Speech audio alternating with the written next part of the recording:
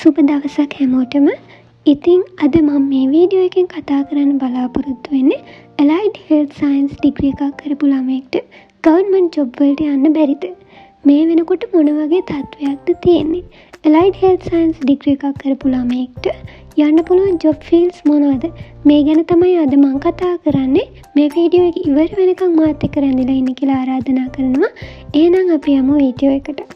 Allied Health Science degree වලට ප්‍රධාන වශයෙන් pharmacy, medical laboratory science, physiotherapy, optometry මෙන්න මේ වගේ course ගණනාවක් අයිති වෙනවා.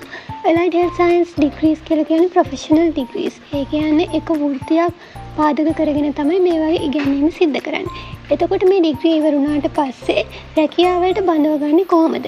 මූලිකවම මේ ඩිග්‍රී වලදී රැකියාවලට බඳවගන්නේ රජය විසින් නිකුත් කරන ගැසට් නිවේදනයක් මගින්. හරි විදිහට නම් අවුරුද්දක් පාසා සෑම අවුරුද්දක් පාසාම ගැසට් එකක් නිකුත් වෙන්න ඕනේ. ළමයි බැච් එකක් එළියට ගියාට පස්සේ ගැසට් එකක් නිකුත් වෙන්න ඕනේ.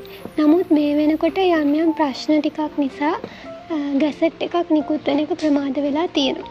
2021න් පස්සේ ගිය අවුරුද්දේ ගැසට් එකක් නිකුත් වුණා. නමුත් ඒකෙදි රජය විසින් කියලා තිබුණා තරඟ විභාගයකට මුහුණ දීලා IQ ටෙස්ට් එකකට මුහුණ දීලා තමයි ජොබ් එකට යන්න ඕනේ. ඒකෙන් සිලෙක්ට් වෙන අය තමයි ජොබ් එකට බඳවා ගැනීම සිද්ධ කරන්න කියලා. හැබැයි ළමයින්ගේ පැත්තෙන් ළමයි ඒකට කැමති වුණේ නැහැ. ඒ නිසා ඒ තරඟ විභාගයට මුහුණ දුන්නේ නැහැ. රජයේ කැම්පස් වලින් අවුට් වෙච්ච Allied Health Science degree තියෙන ග්‍රැජුවේට්ස්ලා කවුරුවත් ඒ තරඟ විභාගයට මුහුණ දෙන්න කැමති වුණේ නැහැ.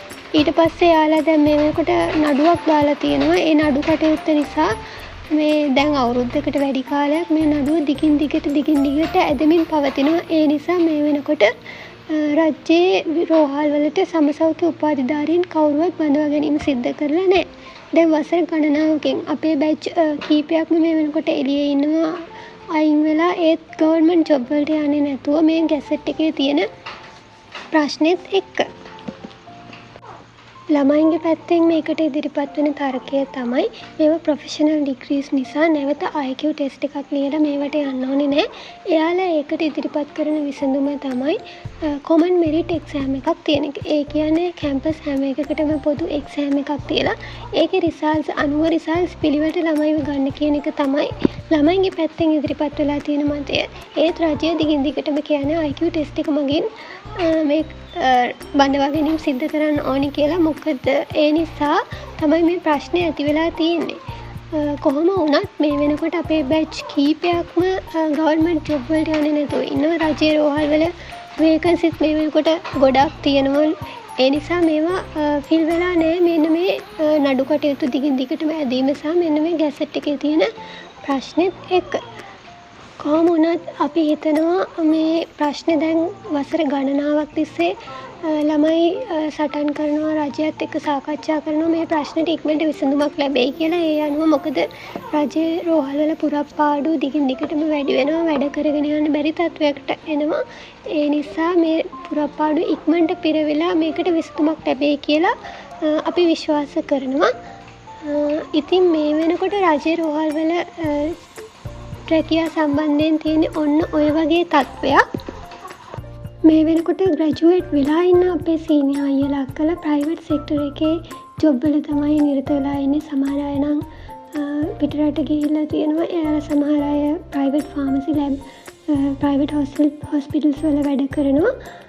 ඒ වගේම අය සමහර අය Tamanටම කියලා ලැබ් එකක්, ෆාමසියක් ඒ වගේ දාගෙන ඉන්නවා. මොකද මෙයාලට SLMC රෙජිස්ට්‍රේෂන් එක හම්බෙනවා. ඒ නිසා තමන්ගෙම කියලා ෆාමසියක්, ලැබ් එකක්, ක්ලිනික් එකක් දාගන්න තමන්ට පුළුවන්. ඇකඩමික් ෆීල්ඩ් එකට, රිසර්ච් ෆීල්ඩ් එකට ගියපු අපේ අයියලා අක්කලාත් ග්‍රැජුවේට්ස්ලා ඉන්නවා. මෙන්න මේ ගැසට් එකේ තියෙන ප්‍රශ්නෙත් එක්ක රජයේ හොස්පිටල් වල ජොබ් වලට යන එක තමයි මේ වෙනකොට ප්‍රමාද වෙලා තියෙන්නේ. ඉක්මනට ඒ ප්‍රශ්නේ විසඳෙයි කියලා අපි හිතනවා. මේ ඩිග්‍රී එක කරන්න ඉන්න නංගිලා මල්ලිලා කවුරු හරි ඉන්නවනම් දැනට තියෙන තත්ත්වය ගැන අවබෝධයක් ගන්න ඕන නිසා තමයි මම මේ වීඩියෝ එක කරේ. නර්සිං කරන BSc නර්සිං වලට මේක අදාළ වෙන්නේ නැහැ. එයාලට වෙනම බඳවා ගැනීමේ පටිපාටියක් තමයි තියෙන්නේ. මොකද එයාලගේ NTA සෑත් එක්ක ප්‍රතිශතයක් වශයෙන් තමයි බඳවා ගන්නෙ. ඉතින් ඇලයිඩ් හෙල්ත් ෆීල්ඩ් එක ගැන තව විස්තර, ඩිග්‍රී එක ගැන තව විස්තර මේ හැමදේම දැනගන්න මගේ channel එක subscribe කරන්න, යාළුවන්ටත් share කරන්න කියලා මතක් කරනවා. මගේ WhatsApp channel එකටත් join වෙන්න කියලා ආරාධනා කරනවා. එහෙනම් අලුත් වීඩියෝ එකකින් ඉක්මනට හමු වෙමු. දැනට හැමෝටම සුබ දවසක්.